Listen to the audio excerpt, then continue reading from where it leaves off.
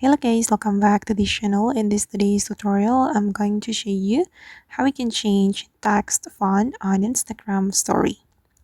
Okay, let's get into it guys. I have opened my Instagram and first thing first, I'm going to create a story. I'm just going to click on your story and then I'm going to choose a photo from my gallery. I'm just going to choose this one. Okay, and I'm going to add text to my Instagram story.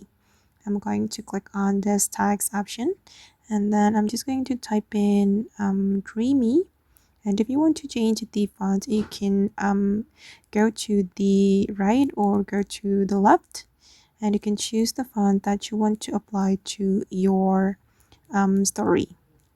And I'm just going to select this one, and once you're done choosing the font you can click on done, and this is the result.